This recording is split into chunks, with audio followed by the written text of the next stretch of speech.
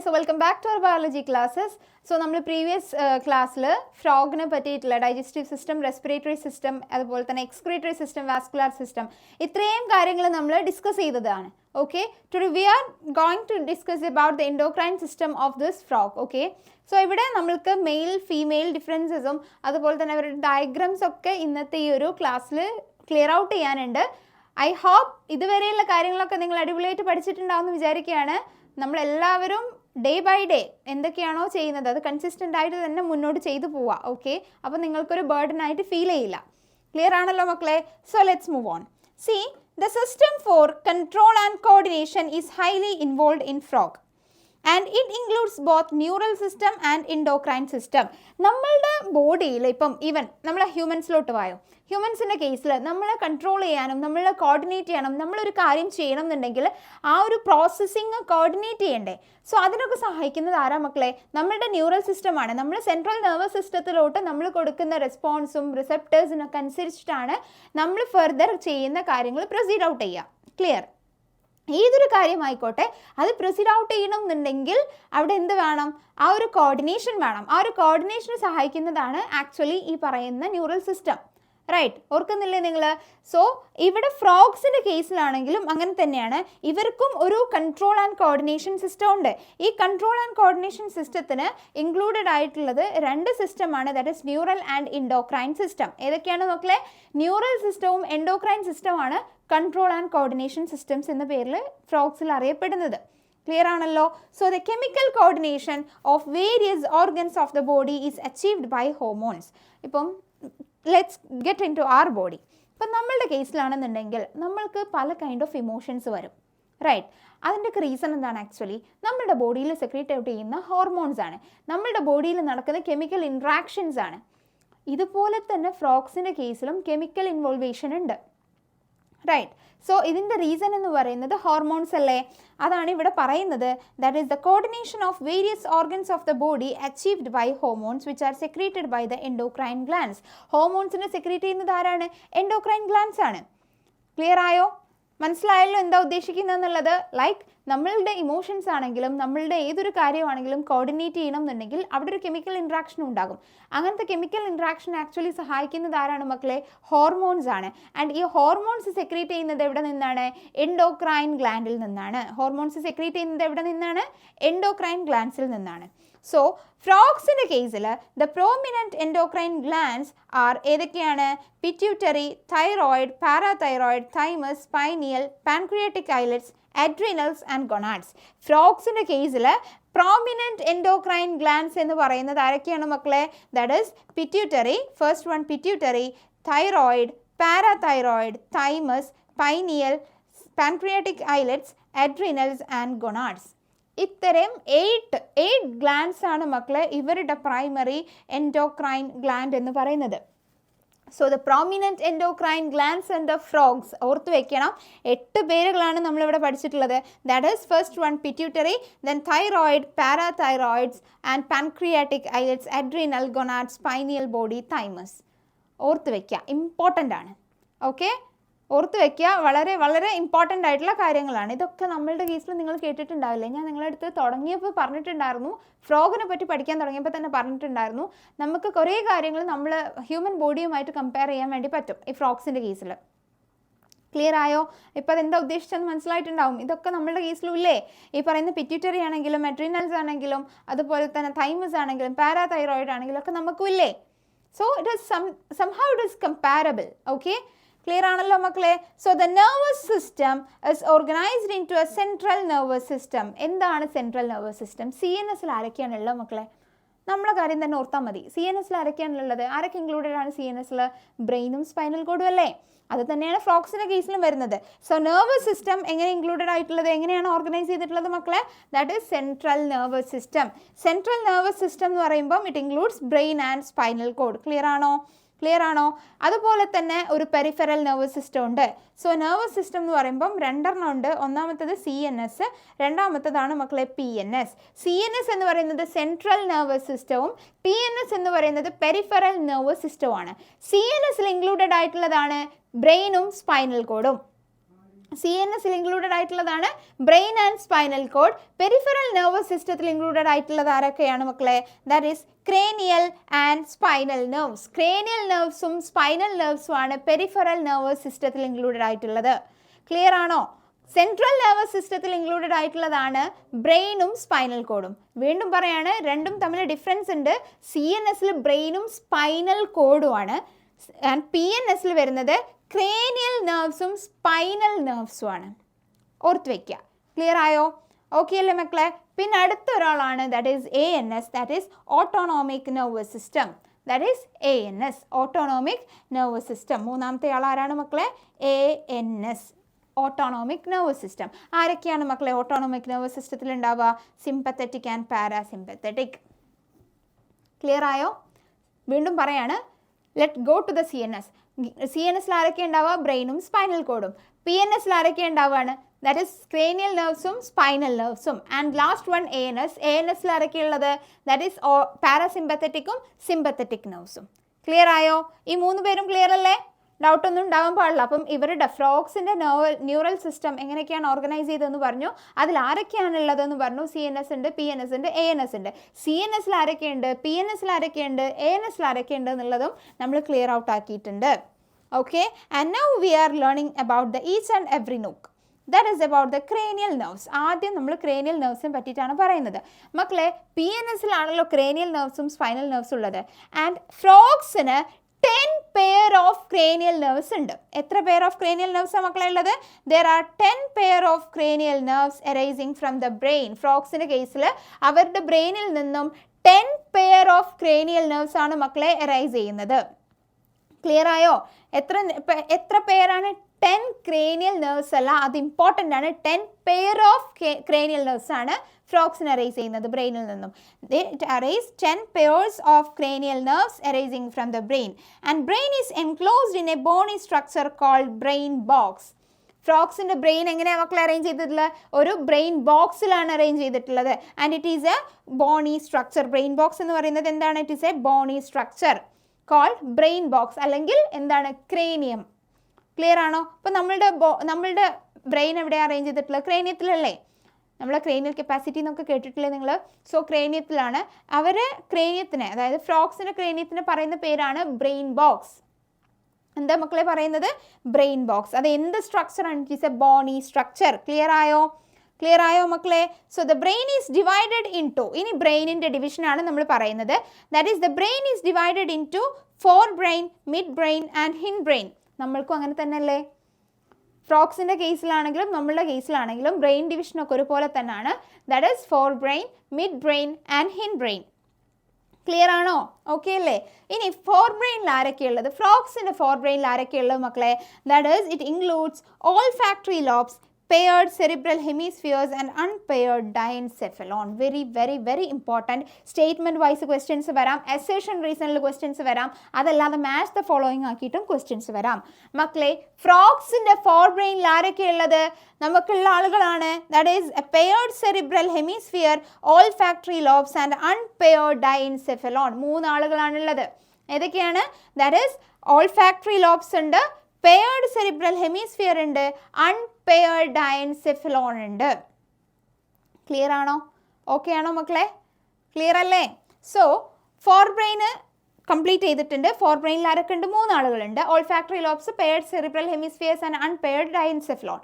രണ്ടാമത്തതാണ് നമ്മളുടെ mid brain എന്ന് പറയുന്നത്. So mid brain is a characteristics by a pair of optic lobes. Mid ബ്രെയിനിൽ ആരാ ഉള്ളത് മക്കളെ? പെയർ ഓഫ് ഓപ്റ്റിക് ലോബ്സ് ആണ് മിഡ് ബ്രെയിനിലുള്ളത്. മിഡ് ബ്രെയിനിൽ ആരാണുള്ളത്? ഒരു pair of optic lobes. Fore ബ്രെയിനിൽ ഓൾഫാക്ടറി ലോബ്സും പെയർഡ് സെറിബ്രൽ ഹെമിസ്ഫിയേഴ്സും അൺപെയർഡ് ഡയൻസെഫലോണും ആണെങ്കിൽ മിഡ് ബ്രെയിനിലോട്ട് എത്തുമ്പം അവിടെ ഉള്ളത് എന്താണ് മക്കളെ? ദാറ്റ് ഈസ് ഓപ്റ്റിക് ലോബ്സ് ആണ്. ഒരു ഓപ്റ്റിക് ലോബ് ആണോ? അല്ല, A pair of optic lobe. ഒരു പെയർ ഓപ്റ്റിക് ലോബാണ് മക്കളെ മിഡ് ബ്രെയിനിൽ കാണുന്നത്. ഫോർ ബ്രെയിനും കഴിഞ്ഞു, മിഡ് ബ്രെയിനും കഴിഞ്ഞു. സോ ബ്രെയിനിന് 3ആയി ക്ലാസിഫൈ ചെയ്തിട്ടുണ്ട്. That is fore brain, mid brain and last one is hind brain. So hind brain is consist of cerebellum, medulla oblongata.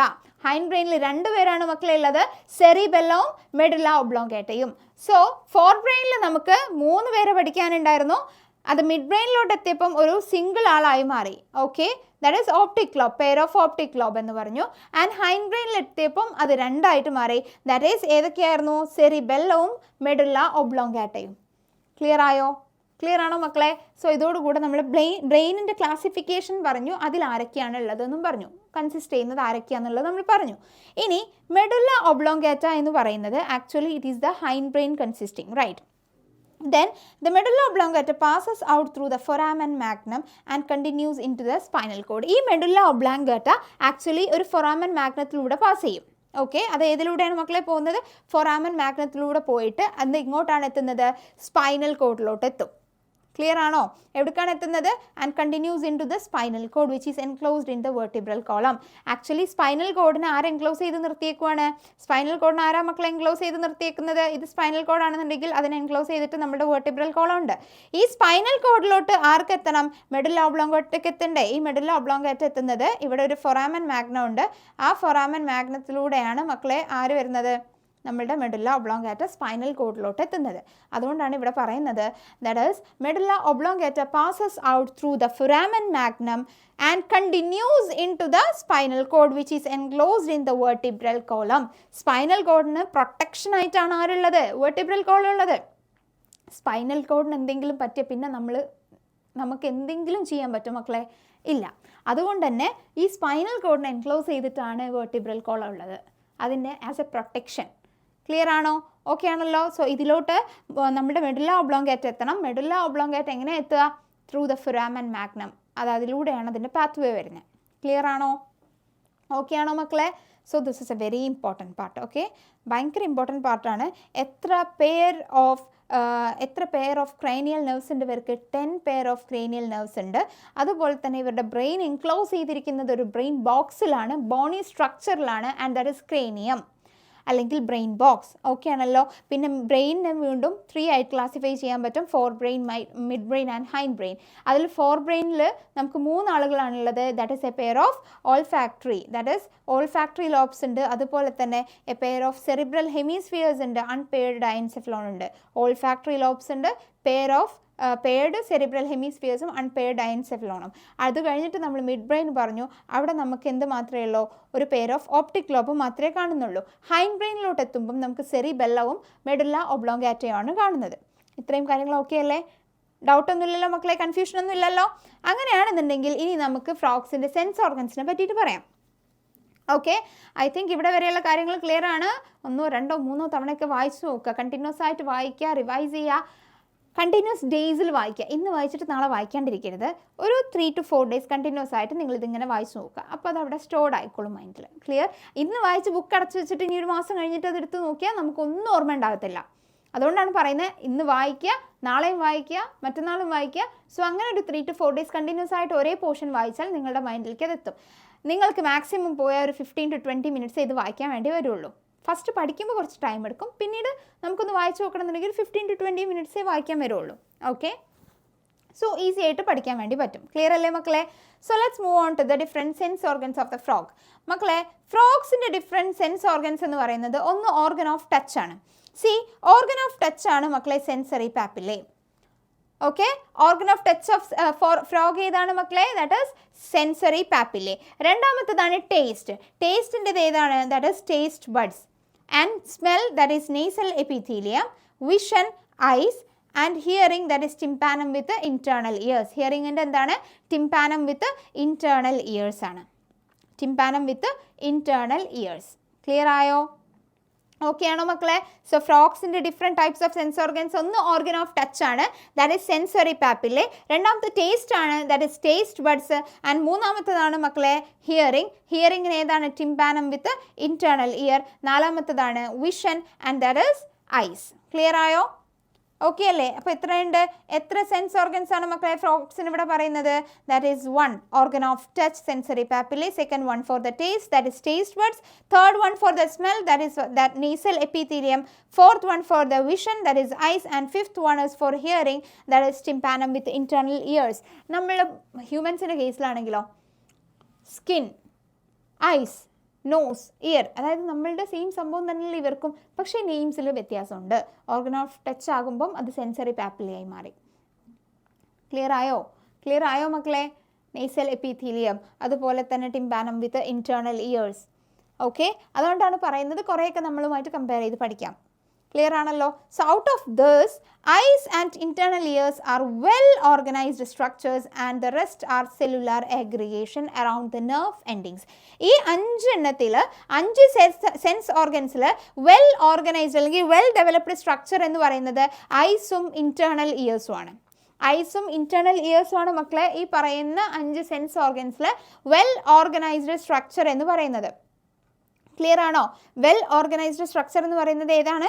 That is eyes and internal ears. ബാക്കി എല്ലാവരും it is a cellular aggregation. ബാക്കി എല്ലാവരും എങ്ങനെയാണ്? It is a kind of cellular aggregation. Nerve എൻഡിങ്സിൻ്റെ ഓരോരോ nerve എൻഡിങ്സിൻ്റെ ചുറ്റും കാണുന്ന ഒരു സെല്ലുലാർ അഗ്രിഗേഷൻ പോലെയാണ് ബാക്കിയുള്ള ആളുകളൊക്കെ ഉള്ളത്.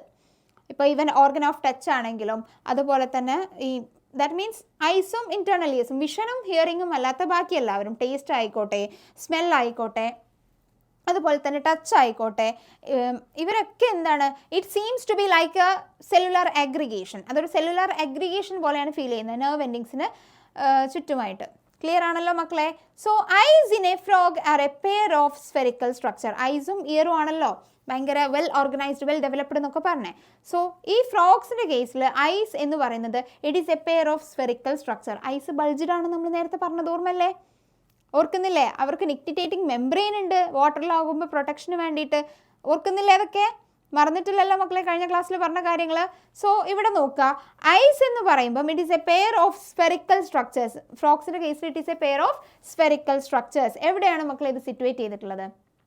സി, സ്കള്ളുണ്ടല്ലോ, ഈ സ്കള്ളിൻ്റെ ഓർബിറ്റിലാണ് മക്കളെ ഇവരുടെ ഐസ് സിറ്റുവേറ്റ് ചെയ്തിരിക്കുന്നത്. ഫ്രോഗ്സിൻ്റെ ഐസ് എവിടെയാണ് സിറ്റുവേറ്റ് ചെയ്തിട്ടുള്ളത്? സ്കള്ളിൻ്റെ ഓർബിറ്റിലായിട്ടാണ് കാണുന്നത്.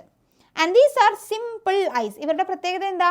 ദീസ് ആർ സിമ്പിൾ ഐസ് എന്ന് വെച്ചാൽ എന്തിനാണ് സിമ്പിൾ ഐ അല്ലെങ്കിൽ കോംപ്ലക്സ് ഐ എന്നൊക്കെ ഡിഫറൻസ് എന്തുകൊണ്ടാണ് മക്കളെ? ഒരു സിംഗിൾ യൂണിറ്റ് മാത്രമാണ് പ്രസൻറ്റ് എന്നുണ്ടെങ്കിൽ അതിനെ വിളിക്കുന്ന പേരാണ് സിമ്പിൾ ഐ. ക്ലിയർ ആയോ? ഒരു സിംഗിൾ യൂണിറ്റ് മാത്രമാണ് പ്രോസസ്സ് ചെയ്യുന്നുള്ളൂ എങ്കിൽ അതിനെ വിളിക്കുന്ന പേരാണ് സിമ്പിൾ ഐ. ഫ്രോഗ്സിൻ്റെ കേസിൽ അവരുടെ ഐസ് സിമ്പിൾ ആണ്. That means they possess only 1 unit. Clear ആയോ? ദേ പൊസസ് ഓൺലി 1 യൂണിറ്റ്. ഇനി അടുത്തത് ഇവരുടെ ഇയർ ആണല്ലോ അടുത്തൊരു വെൽ ഡെവലപ്ഡ് സെൻസ് ഓർഗൻ എന്ന് പറയുന്നത്. See, there external ear absent in frog. അവർക്ക് ഈ ഫ്രോഗ്സിൽ എക്സ്റ്റേണൽ ഇയർ ആബ്സെൻ്റ് ആണ്, എക്സ്റ്റേണൽ ഇയർ പ്രസൻറ്റ് അല്ല. അതുകൊണ്ടാണ് നമ്മൾ ഫ്രോഗ്സിൻ്റെ സെൻസ് ഓർഗനിൽ ഇയർ പറഞ്ഞ സമയത്ത് ടിംപാനം വിത്ത് ഇന്റേണൽ ഇയർ എന്നാണ് പറഞ്ഞത്. സോ എക്സ്റ്റേണൽ ഇയർ ആർക്ക് ആബ്സെൻ്റ് ആണ് മക്കളെ? ഫ്രോഗ്സിന് ആബ്സെൻ്റ് ആണ്. അവർക്ക് എന്ത് മാത്രമാണ് പ്രസൻ്റ് ആയിട്ടുള്ളത്? Only tympanum. Only tympanum can be seen externally. Externally tympanum മാത്രമാണ് കാണുന്നുള്ളൂ, അവർക്ക് എക്സ്റ്റേണൽ ഇയർ ആബ്സെൻ്റ് ആണ്. Very very important point.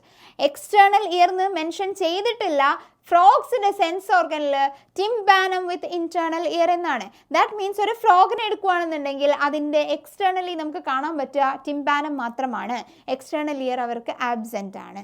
Clear ആയോ? ഓക്കെ അല്ലേ? ഇതൊരു ഇമ്പോർട്ടൻറ്റ് പോയിന്റ് ആണ് മക്കളെ. So the year is an organ of hearing as well as balancing. അത് നമ്മളെ പോലെ തന്നെ നമ്മളുടെ ബാലൻസിങ് മെയിൻറ്റെയിൻ ചെയ്യുന്നത്, നമ്മളെ ബോഡി ബാലൻസ് മെയിൻറ്റെയിൻ ചെയ്യുന്നത് ആക്ച്വലി നമ്മുടെ ഇയർ ആണ്. ഓക്കെ, ചിലർക്കൊക്കെ ഈ ബാലൻസ് തെറ്റി ഹോസ്പിറ്റലിൽ കാണിക്കാൻ പോയി എന്ന് പറയും, ബാലൻസ് കിട്ടണില്ലാന്ന്. അപ്പം ഈ ഡോക്ടേഴ്സ് നമ്മൾ ആരെ കാണിക്കുക ശരിക്കും ബാലൻസ് തെറ്റിയാൽ? ENTസിനെ കാണിക്കാം. ഓക്കെ, സോ ENTസിനെ കാണിക്കുമ്പം it is based on the ഇയറുമായിട്ട് ബന്ധമുള്ളൊരു കാര്യമാണ് ഈ ബാലൻസ് തെറ്റുക എന്ന് പറയുന്നത്. സോ അത് തന്നെയാണ് ഇവിടെ ഫ്രോഗ്സിൻ്റെ കേസിലും വരുന്നത്. ഈ ഹിയറിംഗ് മാത്രമല്ല ഇയറിൻ്റെ ഫങ്ഷൻ.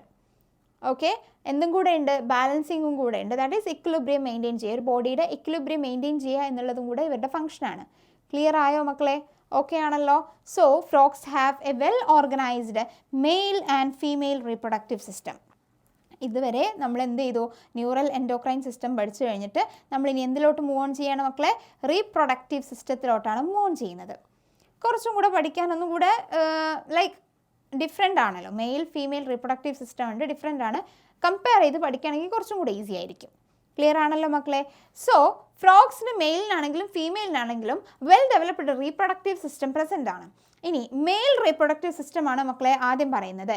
മെയിൽ റീപ്രൊഡക്റ്റീവ് സിസ്റ്റത്തിൽ എന്തൊക്കെയുണ്ട്? It consist of a pair of yellowish ovoid testes. എന്തുണ്ട്? ഒരു യെല്ലോയിഷ് ഒവോയിഡ് ടെസ്റ്റസ് പ്രസൻ്റ് ആണ്. മെയിൽസിൻ്റെ കേസിൽ a pair of yellowish ovoid testis present ആണ് which are found adhered to the upper part. Upper പാർട്ടിലോട്ട് adhered ആയിട്ട് കിടക്കുന്നുണ്ടാവും ആ പറയുന്ന ഒവോയിഡ് ടെസ്റ്റിസ്. നമുക്ക് ആ ഒരു പിക്ചർ നോക്കി നോക്കാം, നിങ്ങൾക്കപ്പോൾ മനസ്സിലാകും. ഇതാണല്ലോ നമ്മളുടെ ടെസ്റ്റിസ്, ഇതാണ് അപ്പർ പാർട്ട്. ഈ അപ്പർ പാർട്ടിലോട്ട് adhered ആയിട്ടാണ് മക്കളെ ഈ പറയുന്ന യെല്ലോയിഷ് ഒവോയിഡ് ടെസ്റ്റിസ് ഉണ്ടാവുക. See this is the yellowish ovoid testis. കാണുന്നില്ലേ മക്കളെ? സോ ഈ യെല്ലോയിഷ് ഒവോയിഡ് ടെസ്റ്റിസ് ഒരു പെയർ ഉണ്ടാവും എന്ന് പറഞ്ഞു. അതെങ്ങനെയാണ് ഉണ്ടാവുക അവിടെ? എങ്ങനെയാണ് അതവിടെ ജോയിൻ്റ് ആയിട്ടിരിക്കുന്നത്? അപ്പർ പാർട്ട്, അതായത് അപ്പർ പാർട്ടിലോട്ട്, കിഡ്നിയുടെ അപ്പർ പാർട്ടിലോട്ട് ജോയിൻ്റ് ആയിട്ടാണ് മക്കളെ കിടക്കുന്നത്. ക്ലിയർ ആയോ? വീണ്ടും ഒന്നുകൂടെ ഞാനത് വായിച്ചു തരാം. ബിക്കോസ് എക്സാമിന് ഈ പോർഷന് സ്റ്റേറ്റ്മെൻറ്റ് വൈസ് ക്വസ്റ്റ്യൻസ് PYQസിൽ നോക്കിയാൽ നിങ്ങൾക്ക് കാണാൻ വേണ്ടി പറ്റും. ഓക്കെ, വീണ്ടും ചോദിക്കാണ്ടിരിക്കാം, നമുക്കറിയത്തില്ലല്ലോ ആരാ ക്വസ്റ്റ്യൻ ഇടണമെന്നൊന്നും. സോ അതുകൊണ്ടാണ് പറയുന്നത്, വെരി ഇമ്പോർട്ടൻറ്റ്. മെയിൽ റീപ്രൊഡക്റ്റീവ് സിസ്റ്റമാണ് മക്കളെ നമ്മൾ പഠിക്കുന്ന ആരുടെ? ഫ്രോഗിൻ്റെ മെയിൽ റീപ്രൊഡക്റ്റീവ് സിസ്റ്റത്തിൽ ആദ്യം നമ്മൾ പറയുന്നത് it consist of a pair of yellowish ovoid testes. അതിൻ്റെ പൊസിഷനിങ് ആണ് important. That is found adhered to the upper part of the kidney by a double fold of peritoneum called mesorchium. ഈ പെരിറ്റോണിയവും മീസോർക്കിയവും അങ്ങോട്ടും ഇങ്ങോട്ടും മാറ്റിത്തരും സ്റ്റേറ്റ്മെൻറ്റ് വൈസ് ക്വസ്റ്റ്യനിൽ. ഈ പെരിറ്റോണിയവും മീസോർക്കിയവും അങ്ങോട്ടും ഇങ്ങോട്ടും ക്വസ്റ്റ്യനിൽ മാറ്റിത്തരും. അതുകൊണ്ടാണ് പറയുന്നത് it is very very very important. Okay, ഭയങ്കര ഇമ്പോർട്ടൻ്റ് ആണ്. adhered to the upper part of the kidney by a double fold of peritoneum called mesorchium. Double fold of peritoneum called mesorchium. Clear ആണോ? ഇത്രയും കാര്യങ്ങൾ okay ആണോ മക്കളെ? Okay അല്ലേ? So അങ്ങനെയാണെന്നുണ്ടെങ്കിൽ നിങ്ങൾക്ക് അതിൽ നിന്നും തന്നെ, അതായത് ആ ഒരു പിക്ചർ പഠിച്ചു വെച്ചാൽ അതിൽ നിന്ന് തന്നെ കണക്ട് ചെയ്തിട്ട് അടുത്തും പഠിക്കാം. That is about the vasa efferentia. മക്കളെ, മെയിൽ റീപ്രൊഡക്റ്റീവ് സിസ്റ്റത്തിൽ എന്ത് പ്രസൻ്റ് ആണ്? വാസ എഫറൻഷ്യ പ്രസൻ്റ് ആണ്. That is of 10 to 12 in number arise from the testis. ഈ ടെസ്റ്റിസിൽ നിന്നും 10 to 12 നമ്പേഴ്സ് ഇങ്ങനെ അറൈസ് ചെയ്യുന്നുണ്ടാകും വാസ എഫറൻഷ്യ.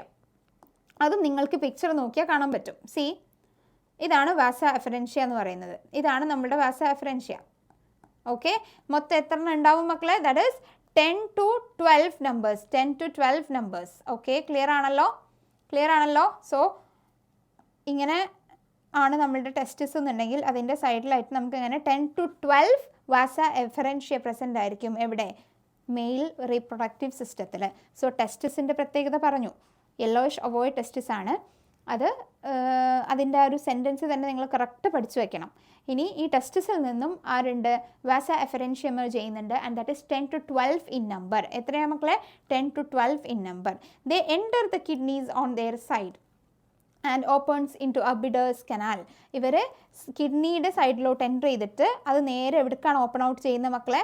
ബിഡേഴ്സ് കനാലിലോട്ടാണ് ഓപ്പൺ ചെയ്യുന്നത്. അതും നിങ്ങൾക്ക് ഇവിടെ നോക്കിയാൽ മനസ്സിലാകും. സി, ഇതാണ് നമ്മളുടെ കിഡ്നി എന്ന് പറയുന്നത്. ഈ പറയുന്ന വാസ എഫറൻഷ്യ ഓപ്പൺ ഔട്ട് ചെയ്യുന്ന എവിടേക്കാണ്? കിഡ്നിയുടെ സൈഡിലോട്ടാണ്. എന്നിട്ട് അത് നേരെ എവിടേക്കാണ് ഓപ്പൺ ഔട്ട് ചെയ്യുക മക്കളെ? ബിഡേഴ്സ് കനാലിലോട്ടാണ് ഓപ്പൺ ഔട്ട് ചെയ്യുന്നത്. They enter the kidneys on their side. ഈ പറയുന്ന വാസ എഫറൻഷ്യ കിഡ്നിയുടെ സൈഡിലോട്ട് എൻ്റർ ചെയ്തിട്ട് it opens into the Bidder's കനാലിലോട്ട് അത് ഓപ്പൺ ചെയ്യുകയാണ്. ക്ലിയർ ആണല്ലോ? And finally it communicates with the urinogenital duct. അങ്ങനെ ഓപ്പൺ ഔട്ട് ചെയ്ത് ബിഡേഴ്സ് കനാലിലോട്ട് എത്തിയിട്ട് അത് യുറൈനോജെനൈറ്റൽ ഡക്റ്റുമായിട്ട് കമ്മ്യൂണിക്കേറ്റ് ചെയ്യും. അതാണ് പിന്നീട് എവിടേക്ക് വരുന്നത്? നമ്മൾ നേരത്തെ പറഞ്ഞിട്ടുണ്ടായിരുന്നു, മെയിൽസിൻ്റെ കേസിൽ എല്ലാതും യുറൈനോജെനൈറ്റൽ ഡക്റ്റ് വഴി നേരെ ഔട്ട്സൈഡിലോട്ട് ഓപ്പൺ ചെയ്യും. ഏത് വഴി? ക്ലോയാക്ക വഴി. So finally it communicates with the urinogenital duct that comes out of the kidney. Okay, ഈ യുറൈനോജെനൈറ്റൽ ഡക്റ്റ് എവിടെ നിന്നാണ് വരുന്നത്? കിഡ്നിയിൽ നിന്നാണ് 2 യുറീറ്റർ മെയിൽസിൽ പുറത്തോട്ട് വരുന്നതെന്നും പിന്നീട് അതെല്ലാം കൂടെ യുറൈനോജെനൈറ്റൽ ഡക്റ്റായിട്ട് ക്ലോയാക്കയിലോട്ട് ഓപ്പൺ ചെയ്യാന്നുള്ളതും നമ്മൾ നേരത്തെ പറഞ്ഞ കാര്യമാണ്. So it opens into the cloaca. Finally അത് എവിടെ ഓപ്പൺ ചെയ്യും മക്കളെ? ക്ലോയാക്കയിലോട്ട് ഓപ്പൺ ചെയ്യുന്നുണ്ട്. ഇനി ക്ലോയാക്കയുടെ പ്രത്യേകത, നിങ്ങൾ കുറേ സമയമായിട്ട് ക്ലോയാക്ക എന്ന് കേൾക്കുന്നുണ്ടെങ്കിലും അതെന്താണെന്നുള്ളതൊരു ഐഡിയ കിട്ടിയിട്ടുണ്ടാവില്ല. See, it is a small median chamber that is used to pass faecal matter. അതുപോലെ തന്നെ യൂറിൻ, സ്പേംസ് എന്നിവരൊക്കെ എന്ത് ചെയ്യുന്ന പാസ് ഔട്ട് ചെയ്യാൻ വേണ്ടി സഹായിക്കുന്ന ഒരു സ്മോൾ ചേംബറാണ് മക്കളെ. സ്മോൾ മീഡിയൻ ചേംബറാണ് എന്ത്? ക്ലോയാക്ക. ഓർത്ത് വെക്കണം, ക്ലോയാക്കയിലൂടെ എന്തൊക്കെയാണ് മക്കളെ പാസ് ഔട്ട് ചെയ്യുന്നത്? ദാറ്റ് ഈസ് ഫീക്കൽ മാറ്റർ ഉണ്ട്, യൂറിൻ ഉണ്ട്, സ്പേംസ് ഉണ്ട്. ഇവരൊക്കെ എക്സ്റ്റീരിയറിലോട്ട് പാസ് ഔട്ട് ചെയ്യുന്ന ഈ പറയുന്ന മീഡിയം ചേംബർ വഴിയാണ്. It is a small chamber, that is the cloaca. Clear ആണോ? ഓക്കെ ആണോ മക്കളെ? So the female reproductive organs include a pair of ovaries. Okay, so ഇതുവരെയാണ് നമ്മുടെ മെയിൽ റീപ്രൊഡക്റ്റീവ് സിസ്റ്റം. അതവിടെ നമ്മൾ ക്ലോസ് ചെയ്തു. അവിടെ ഇമ്പോർട്ടൻ്റ് ആയിട്ടുള്ളൊരു കാര്യം, എല്ലാം കൂടെ യുറൈനോ ജെനൈറ്റൽ ഡക്റ്റ് ഫോമിലാണ് ക്ലോയാക്കയിലോട്ട് ഓപ്പൺ ചെയ്യുന്നത്. അതൊരു ഭയങ്കര ഇമ്പോർട്ടൻ്റ് ആയിട്ടുള്ളൊരു പോർഷനാണ്. ക്ലിയർ ആണല്ലോ? പിന്നെ ഇവരുടെ ടെസ്റ്റിസിൻ്റെ ലൊക്കേഷൻ എങ്ങനെയാണെന്നുള്ളതും എഫറൻഷ്യ എങ്ങനെയാണെന്നുള്ളതും അത് ബിഡേഴ്സ് കനാലിലോട്ട് ഓപ്പൺ ചെയ്യുന്ന കാര്യങ്ങളൊക്കെ. ഇനി അങ്ങനെയാണെന്നുണ്ടെങ്കിൽ നമുക്ക് ഫീമെയിൽ റീപ്രൊഡക്റ്റീവ് സിസ്റ്റത്തിന് പഠിക്കാം. ഇത്രയൊക്കെ അങ്ങോട്ട് ബുദ്ധിമുട്ടില്ലാണ്ട് പഠിക്കാൻ പറ്റുന്നതാണ് female reproductive system. Female reproductive സിസ്റ്റത്തിൽ എന്തുണ്ടാകും? അവിടെ ടെസ്റ്റിസ് ഉണ്ടെങ്കിൽ ഇവിടെ ഓവറി ഉണ്ടാകും. സോ ഇവർക്ക് എന്തുണ്ട്? ഒരു പെയർ ഓഫ് ഓവറി ഉണ്ട്. ഇനി ഈ ഓവറീസ് സിറ്റുവേറ്റ് ചെയ്തിരിക്കുന്നത് കിഡ്നിയുടെ അടുത്തായിട്ടാണ്. ആൻഡ് ഇവർക്ക് പ്രത്യേകിച്ച് ഫങ്ഷണൽ കണക്ഷൻസ് ഒന്നുമില്ല. കിഡ്നിയുമായിട്ട് പ്രത്യേകിച്ച് ഫങ്ഷണൽ കണക്ഷൻ ആർക്കില്ല? ഓവറിക്കില്ല. ആക്ച്വലി നമ്മൾ മെയിൽസിൻ്റെ കേസിൽ പറഞ്ഞ സമയത്ത് ഈ വാസ എഫറൻഷ്യയും കിഡ്നിയും തമ്മിൽ നല്ലൊരു കണക്ഷൻ ഉണ്ട്. അതാണ് പിന്നീട് ബിഡേഴ്സ് കനാലിലോട്ട് ഓപ്പൺ ഔട്ട് ചെയ്യുന്നതെന്ന് പറഞ്ഞു. പക്ഷേ ഫീമെയിൽസിൻ്റെ കേസ് വരികയാണെന്നുണ്ടെങ്കിൽ അവരുടെ ഈ ഓവറിയും കിഡ്നിയും തമ്മിൽ പ്രത്യേകിച്ച് കണക്ഷൻസ് ഒന്നും തന്നെ ഇല്ല. ക്ലിയർ ആണല്ലോ? So a pair of oviduct arising from the ovaries open into the cloaca separately. ഈ ഓവറീസിൽ നിന്നും എറൈസ് ചെയ്യുന്ന ഓവിഡക്റ്റ്, ഒരു പെയർ ഓഫ് ഓവിഡക്റ്റ് എന്ന് പറയുന്നത് ക്ലോയാക്കയിലോട്ടാണ് ഓപ്പൺ ചെയ്യുന്നത്. എടുക്കാൻ മക്കളെ ഓപ്പൺ ചെയ്യുന്നത് ക്ലോയാക്കയിലോട്ടാണ് ഓപ്പൺ ചെയ്യുന്നത്. അത് സെപ്പറേറ്റ്ലി ഓരോ പെയർ ഓഫ് ഓരോ ഓവിഡക്റ്റും സെപ്പറേറ്റ്ലി ക്ലോയാക്കയിലോട്ടാണ് ഓപ്പൺ ചെയ്യുന്നത്. എല്ലാവരും കൂടെ ഒരുമിച്ചിട്ടല്ല, സെപ്പറേറ്റ്ലി നമ്മൾ എന്ത് ചെയ്യുന്നു? ക്ലോയാക്കയിലോട്ടാണ് ഓപ്പൺ ചെയ്യുന്നത്. അത് ഈ ഡയഗ്രാം നോക്കിയാൽ മനസ്സിലാക്കാൻ പറ്റും.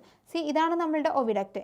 ഇതിങ്ങനെ വന്നിട്ട് ഈ ഒരു ഇതിലൂടെ വന്നിട്ട് ക്ലോയാക്കയിലോട്ട് ഓപ്പൺ ചെയ്യുന്നു. ഇതിലൂടെ വന്നിട്ട് ക്ലോയാക്കയിലോട്ട് ഓപ്പൺ ചെയ്യുകയാണ് ചെയ്യുന്നത്. ക്ലിയർ ആണല്ലോ? ക്ലിയർ ആണല്ലോ മക്കളെ? So a pair of oviduct arising from the ovaries open into the cloaca separately. A mature female can lay, this is a very important point, a mature female frog can lay up to 3000 ova, 2500 to 3000 ova at a time. At a time 2500 to 3000 ova വരെ ആർക്ക് ലേ ചെയ്യാൻ പറ്റും മക്കളെ? ഒരു female ഫ്രോഗിന് ലേ ചെയ്യാൻ വേണ്ടിയിട്ട് പറ്റും. Clear ആണോ? ഒരു ഫീമെയിൽ ഫ്രോഗിന് ലേ ചെയ്യാൻ വേണ്ടിയിട്ട് പറ്റും. എത്ര? 2500 to 3000 എഗ്സ് ഓവ വരെ ഇവർക്ക് എന്ത് ചെയ്യാൻ പറ്റും? ലേ ചെയ്യാൻ വേണ്ടിയിട്ട് പറ്റും അറ്റ് എ ടൈം.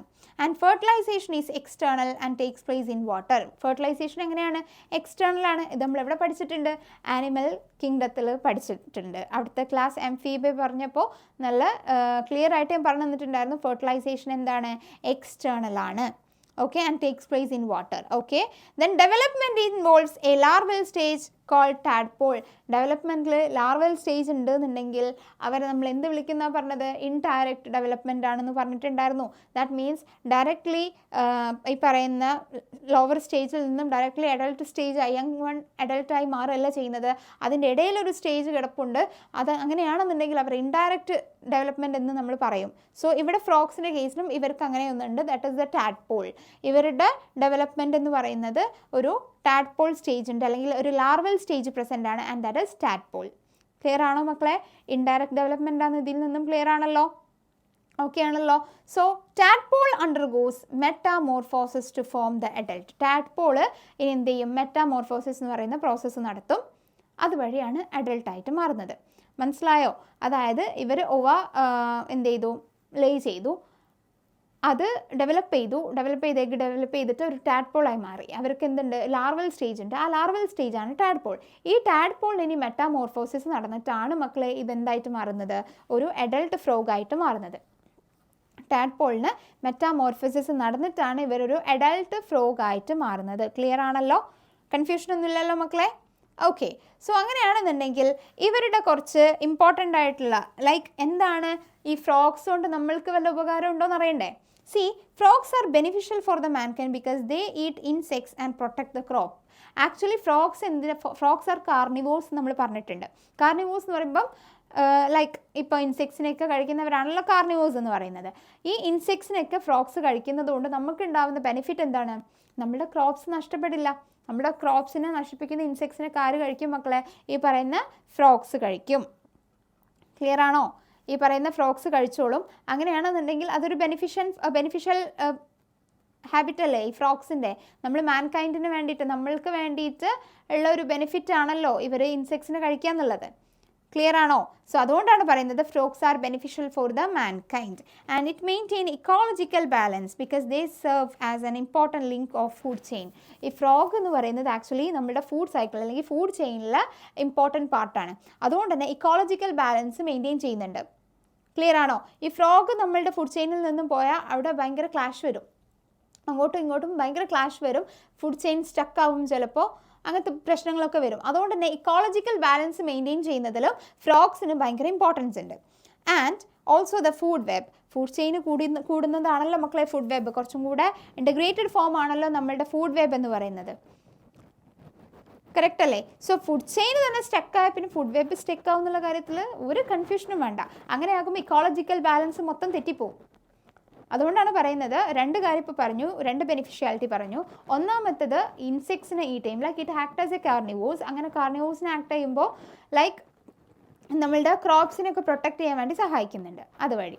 രണ്ടാമത്തത് എന്ന് പറയുന്നത് ഫുഡ് ചെയിനിലും ഫുഡ് വെബിലൊക്കെ ഇവർക്ക് ഭയങ്കര ഒരു ഇമ്പോർട്ടൻറ്റ് ഹൈറാർക്കി തന്നെ ഉണ്ട്. സോ അങ്ങനെ ആകുമ്പോൾ അവിടെ അവർ ഇല്ലാണ്ടായാൽ, ഈ പറയുന്ന ഫ്രോഗ്സ് ഇല്ലാണ്ടാവുമ്പോൾ ഫുഡ് ചെയിനിൽ ക്ലാഷ് വരും, ഫുഡ് വെബിലും ഓഫ് കോഴ്സ് ക്ലാഷ് വരും. സോ ഇക്കോളജിക്കൽ ബാലൻസ് തെറ്റും. ഇക്കോളജിക്കൽ ബാലൻസ് മെയിൻറ്റെയിൻ ചെയ്യാൻ ഈ ഫ്രോഗ് ഭയങ്കര ഇമ്പോർട്ടൻ്റ് ആണ്. And in some countries the muscular legs of frogs are used as food by man. അത് ശരിയാണ്. നമ്മളിപ്പം ചില യൂട്യൂബ് വീഡിയോസിലൊക്കെ അല്ലെങ്കിൽ ഈ തായ്ലൻഡ് പോലുള്ള രാജ്യങ്ങളിലൊക്കെ ഇവരുടെയൊക്കെ muscular legs they are eating as it A food. അപ്പം നമ്മൾ ഫിഷ് കഴിക്കുന്നില്ലേ, നമ്മൾ പ്രോൺസ് കഴിക്കുന്നില്ലേ, നമ്മൾ ചിക്കൻ കഴിക്കുന്നില്ലേ, ഓക്കെ, ഇതുപോലെ തന്നെ അവർ കഴിക്കുന്ന ഒന്നാണ് ഈ പറയുന്ന ഫ്രോഗ്സിൻ്റെ മസ്കുലർ ഫുഡ് എന്ന് പറയുന്നത്. ഓക്കെ, ഈ മസ്കുലർ ലെഗ് ആര് കഴിക്കുന്നുണ്ട് മക്കളെ? നമ്മളെ പോലുള്ള മനുഷ്യർ ചില രാജ്യങ്ങളിലൊക്കെ കഴിക്കുന്നുണ്ട്. അതും ഒരു ബെനിഫിഷ്യാലിറ്റി. അവരെ സംബന്ധിച്ച് it is a food that much important to them. Clear? So that's we can say that frog is very important in this ecosystem. നമുക്കതിന് ഇമ്പോർട്ടൻസ് ഒന്നും ഫീൽ ചെയ്യുന്നില്ലെങ്കിലും actually it is a very important one. Ecological balance maintain ചെയ്തിട്ടില്ലെങ്കിൽ പ്രശ്നം എന്താണെന്ന് വെച്ചാൽ ഇക്കോസിസ്റ്റത്തിന് അത് ബാധിക്കും. ഇക്കോസിസ്റ്റത്തിനെ ബാധിച്ച് ആ ഇക്കോസിസ്റ്റത്തിൽ ജീവിക്കുന്ന ഈച്ച് ആൻഡ് എവറി ഓർഗാനിസത്തിനെയും അത് ബാധിക്കും. നമ്മളൊക്കെ ഈ ഇക്കോസിസ്റ്റത്തിൽ ലൈഫ് സർവൈവ് ചെയ്ത് കൊണ്ടുപോകുന്ന ആളുകളല്ലേ. ലൈഫ് ഇവിടെ ലൈക്ക് നമ്മളുടെ ലൈഫ് ഇങ്ങനെ മുന്നോട്ട് പോകണമെന്നുണ്ടെങ്കിൽ ഇക്കോസിസ്റ്റം മെയിൻറ്റെയിൻ ചെയ്യപ്പെടണം, ബയോഡൈവേഴ്സിറ്റി ഉണ്ടായിരിക്കണം. സോ ഇക്കോസിസ്റ്റത്തിലെ ഇക്കോളജിക്കൽ ബാലൻസ് പോയി കഴിഞ്ഞാൽ നമ്മളുടെ ലൈഫിൻ്റെ ബാലൻസും പോവും. ഓക്കെ, അപ്പോൾ അവിടെ കുറേ ബുദ്ധിമുട്ടുകൾ വരും, കുറേ ഇഷ്യൂസ് വരും, which will lead to many issues. അതുകൊണ്ടാണ് പറയുന്നത് it is very important. Clear ആണോ മക്കളെ? ഓക്കെ അല്ലേ? സോ ഇത്രയാണ് നമുക്ക് ഈ ഒരു ചാപ്റ്ററിൽ പഠിക്കാനുള്ളത്. നിങ്ങൾ ഇമ്പോർട്ടൻ്റ് ആയിട്ടും നോക്കേണ്ട ഒരു കാര്യം ഈ ഒരു ഡയഗ്രമാണ്. ഡയഗ്രത്തിൽ നിങ്ങൾക്ക് എങ്ങനെയാണ് ഇത് മെയിൽ അല്ലെങ്കിൽ ഫീമെയിൽ റീപ്രൊഡക്റ്റീവ് സിസ്റ്റം ആണെന്ന് എങ്ങനെ ഐഡൻറ്റിഫൈ ചെയ്യാം? സിമ്പിൾ. നിങ്ങൾക്ക് യൂറൈനോ ജെനൈറ്റൽ ട്രാക്റ്റ് കാണുന്നുണ്ടല്ലോ, ഇത് ആർക്കാണ് മക്കളെ ഉള്ളത്? ആർക്കാണ്? മെയിലിനാണ് ഉള്ളത്. സി, ഇതൊക്കെ സിംപ്ലി ടെസ്റ്റിസ് കണ്ടാൽ തന്നെ മനസ്സിലാക്കാൻ പറ്റും. 2 യെല്ലോയിഷ് ഒവോയിഡ് ടെസ്റ്റിസ് ഉണ്ടെന്ന് പറഞ്ഞു, അതിൽ വാസ എഫറൻഷ്യ ഉണ്ട്. ആൻഡ് ഇത് ഭയങ്കര ഇമ്പോർട്ടൻ്റ് ആണ്. This is a fat body. ഇത് നമുക്ക് ചോദിക്കാറുണ്ട് എക്സാമിന്, ഡയഗ്രാം വൈസ് തന്നിട്ട് ലേബിൾ ചെയ്യാൻ ചോദിക്കുകയാണെന്നുണ്ടെങ്കിൽ ഫാറ്റ് ബോഡി ചോദിക്കാറുണ്ട്. ക്ലിയർ ആണോ മക്കളെ? So vasa efferentia and this is the testis. Adrenal gland, ഇതാണ് അഡ്രീനൽ ഗ്ലാൻഡ് എന്ന് പറയുന്നത്. This is the rectum and cloaca, ഇതാണ് മക്കളെ എന്ത്? ക്ലോയാക്ക എന്ന് പറയുന്നത്. ഈ ക്ലോയാക്കയിലോട്ട് യുറൈനോ ജെനൈറ്റൽ ഡക്റ്റ് അങ്ങനെയാണ് ഓപ്പൺ ഔട്ട് ചെയ്യുന്നത്, അല്ലാതെ യുറേറ്റർ സെപ്പറേറ്റ്ലി ഓപ്പൺ ഔട്ട് ചെയ്യുന്നില്ല. അത് വെച്ചിട്ട് തന്നെ നമുക്ക് മെയിലാണോ ഫീമെയിൽ ആണോ എന്നുള്ളത് കൺഫ്യൂഷൻ തീർക്കാൻ വേണ്ടിയിട്ട് പറ്റും. ഒന്നാമത്തെ കാര്യം. ഇനി രണ്ടാമത്തെ കാര്യം എന്ന് പറയുന്നത് ഫീമെയിൽസിലോട്ട് എടുക്കുകയാണെന്നുണ്ടെങ്കിൽ ഇവിടെ കണ്ടോ ഒവിഡക്റ്റ് ഉണ്ട്, ഇതൊരു ഒവിഡക്റ്റ് ആണ്. ഇതിൽ നിന്നും ഓവറി, ഓവ, ഇത് യുറേറ്റർ, ഇങ്ങനെ യുറേറ്റേഴ്സ് സെപ്പറേറ്റ്ലി ഓപ്പൺ ചെയ്യാണ് എവിടേക്ക്? ക്ലോയാക്കയിലോട്ട്. ക്ലിയർ ആണോ മക്കളെ? സോ ഇതൊക്കെ ഭയങ്കര ഇമ്പോർട്ടൻ്റ് ആണ്. യൂറിനറി ബ്ലാഡർ ഇവിടെയുണ്ട്, അതുപോലെ തന്നെ ഇവിടെയും യൂറിനറി ബ്ലാഡർ പ്രസൻ്റ് ആണ്. ക്ലിയർ ആണല്ലോ? ഇതിൽ ഓരോ പൊസിഷൻസ് പറഞ്ഞിട്ടുണ്ട്, ആ പൊസിഷനിങ് ഒക്കെ ഇമ്പോർട്ടൻ്റ് ആയിട്ട് നോക്കി വയ്ക്കുക. ആൻഡ് അങ്ങനെയാണെന്നുണ്ടെങ്കിൽ ലാസ്റ്റ്ലി നമുക്ക് നമ്മുടെ സമ്മറി ഒന്ന് നോക്കാം. സമ്മറിയിൽ നിന്ന് എന്തെങ്കിലും പുതിയ കാര്യങ്ങൾ കിട്ടുന്നുണ്ടോ അറിയണ്ടേ? ഐ തിങ്ക് കഴിഞ്ഞ ക്ലാസ്സിലല്ലായിരുന്നു മക്കളെ നമ്മൾ സമ്മറിയിൽ നിന്ന് പുതിയ കാര്യങ്ങളൊക്കെ പഠിച്ചിട്ടുണ്ടായിരുന്ന ലാറ്ററൽ മെരിസ്റ്റവും അനാട്ടമി ഓഫ് ഫ്ലവറിംഗ് പ്ലാന്റ്സിൽ. ഞാൻ എപ്പോഴും പറയുന്നതാണ്, നമ്മൾ ഏതൊരു ചാപ്റ്റർ പഠിച്ചു കഴിഞ്ഞാലും അതിൻ്റെ സമ്മറിയും കൂടെ വായിച്ച് നോക്കണം, എന്തെങ്കിലുമൊക്കെ പുതിയ കാര്യങ്ങളുണ്ടാകും. ഓക്കെ, അത് ഇമ്പോർട്ടൻ്റ് ആണ്. സോ ഹിയർ ദ സമ്മറി നമുക്ക് എന്ത് ചെയ്യാം, മുന്നോട്ട് കൊണ്ടുപോകാം. That is cells, tissues and organ systems split up the work in a way that ensures the survival of the body as a whole and exhibit division of labor. ഇത് നമ്മൾ പറഞ്ഞതാണ്. ഒരു body എടുക്കുകയാണെന്നുണ്ടെങ്കിൽ നമ്മളൊരു എന്തൊരു ഇപ്പം ഇവിടെ ഫ്രോഗിൻ്റെ കേസാണ് നമ്മൾ കൂടുതൽ എക്സ്പ്ലെയിൻ ചെയ്തത്. ഫ്രോഗിനെ എടുക്കുകയാണെന്നുണ്ടെങ്കിൽ തന്നെ അതിൻ്റെ ഓരോ ടിഷ്യൂസും ഓരോ സെൽസും ഓരോ ഓർഗൻ സിസ്റ്റംസും അതിൻ്റെതായിട്ടുള്ള ലേബേഴ്സ് ചെയ്യാൻ സ്പ്ലിറ്റ് അപ്പ് ചെയ്തിട്ടുണ്ട് അവരെ. ദാറ്റ് ഈസ് ഓരോരുത്തർക്കും ഓരോ വർക്ക് ഉണ്ട്, സ്പെസിഫിക് ഫങ്ഷൻസ് ഉണ്ട് ഓരോരുത്തർക്കും. അത് ചെയ്യാൻ അവരെന്ത് ചെയ്തിട്ടുണ്ട്, സ്പ്ലിറ്റ് അപ്പ് ചെയ്ത് നിർത്തിയേക്കുവാണ്. എല്ലാവരും കൂടെ ഒരു ഇതിലുണ്ട് നിങ്ങൾക്ക് ഇഷ്ടമുള്ള ചെയ്തു എന്ന് പറഞ്ഞാൽ ചിലപ്പോൾ നമ്മുടെ പ്രോസസ്സിങ്ങേ നടക്കത്തില്ല. അതാണ് ഇവിടെ പറയുന്നത്.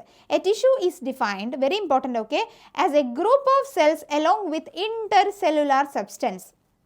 ക്വസ്റ്റ്യൻ ട്വിസ്റ്റ് ചെയ്ത് വരാം. ഇൻ്റർ എന്നുള്ളതിന് പകരം നിങ്ങൾക്ക് ഇൻട്രാ സെല്ലുലാർ എന്ന് തരാം മക്കളെ, ഓർത്ത് വെച്ചോ, വെരി വെരി ഇമ്പോർട്ടൻ്റ്. അതുകൊണ്ടാണ് ഞാൻ ഇപ്പോൾ തന്നെ പറഞ്ഞു തന്നത്. That is it is A group of cell. എന്താണ് മക്കളെ ടിഷ്യൂ എന്ന് പറഞ്ഞാൽ അങ്ങോട്ട് പഠിച്ച് വെക്കുക. ഇൻ്റർ ആണ്, ഇൻട്രാ സെല്ലുലാർ അല്ല. It is A group of cells along with intercellular substances performing one or more functions in the body. ഒന്നോ അതിൽ കൂടുതൽ ഫങ്ഷൻസോ ബോഡിയിൽ ഫങ്ഷനിങ് ചെയ്യാൻ പറ്റുന്ന ഒരു ഗ്രൂപ്പ് ഓഫ് സെല്ലിനെയാണ് മക്കളെ എന്ത് വിളിക്കുന്നത്, ടിഷ്യൂസ് എന്ന് വിളിക്കുന്നത്. along with intercellular substances. Clear ആണല്ലോ? Epithelia are sheet like tissues lining the body surface. Okay, ഇവിടെ ഇത് പുതിയ കാര്യം എന്നല്ല, അനാട്ടമിയിലെ പോലെ തന്നെ ഈ ഒരു ചാപ്റ്ററിൽ നിന്നും കുറേ കാര്യങ്ങൾ എലിമിനേറ്റ് ചെയ്ത് കളഞ്ഞിട്ടുണ്ട്.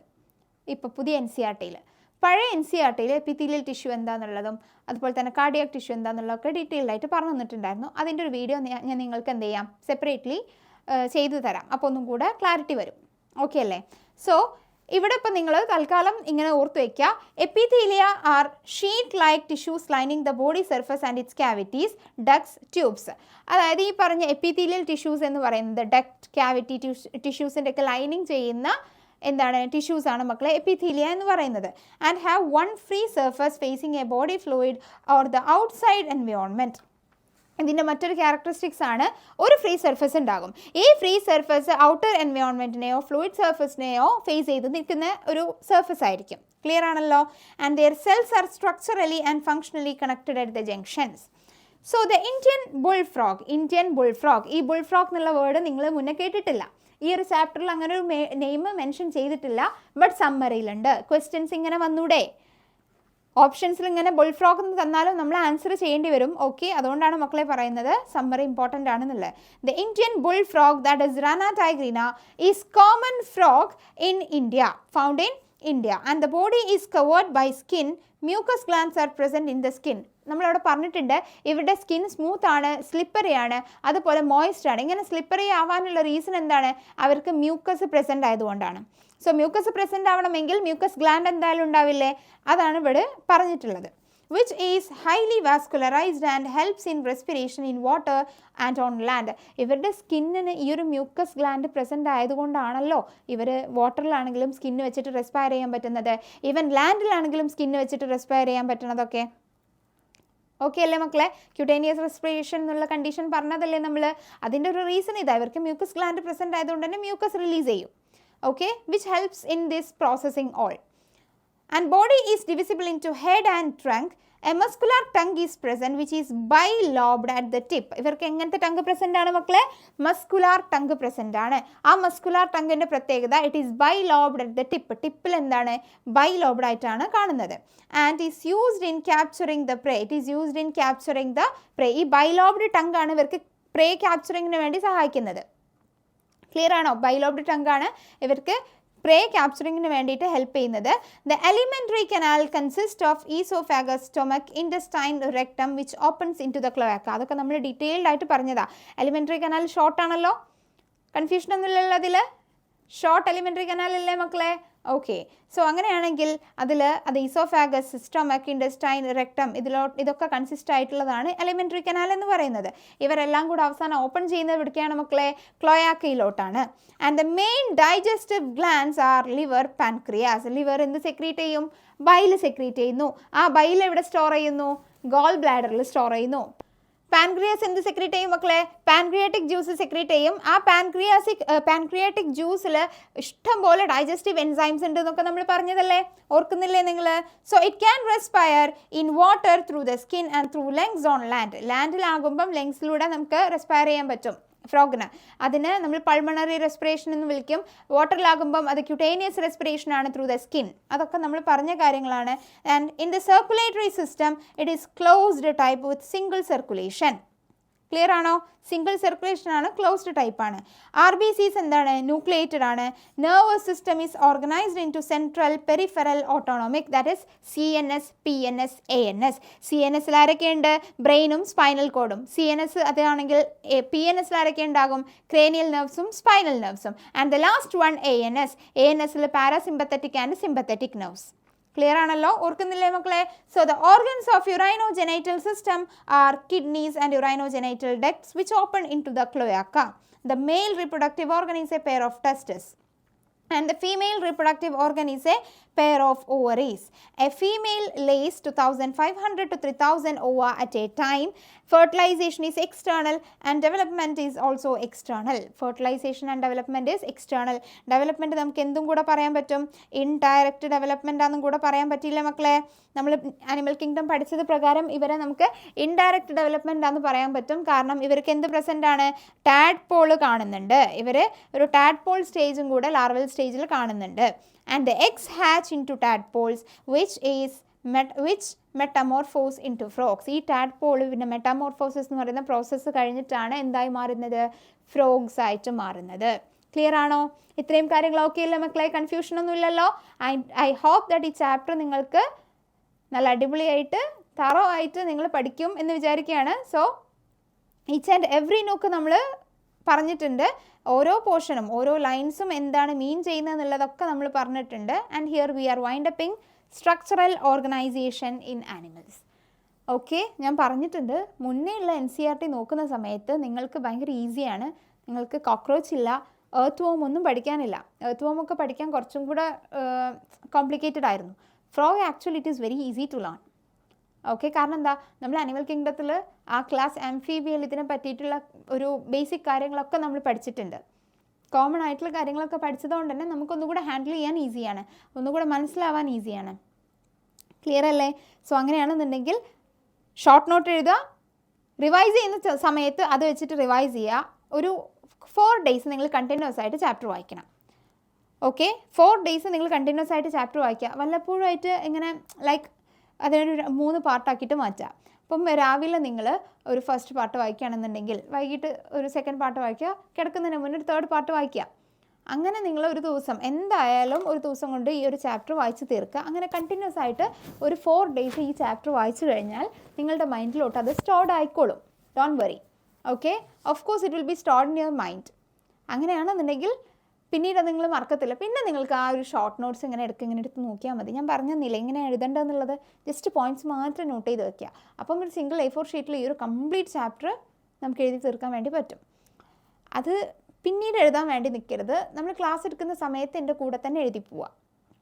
ഓക്കെ, ഞാൻ ഭയങ്കര സ്ലോ ആയിട്ട് പറഞ്ഞ കാര്യം വീണ്ടും വീണ്ടും വീണ്ടും റിപ്പീറ്റ് ചെയ്ത് പറയുന്നത് അതിനൊക്കെ നിങ്ങൾക്ക് ടൈം കിട്ടാനും ഈ ക്ലാസ് കഴിയുന്നതോടുകൂടെ നിങ്ങൾ ഈ ചാപ്റ്റർ പഠിച്ചിരിക്കണം എന്നൊരു ഉദ്ദേശത്തോടു കൂടെയാണ്. സോ അതിന് നിങ്ങളും എൻ്റെ കൂടെ തന്നെ വേണം. നല്ല അടിപൊളിയായിട്ട് പോകണം.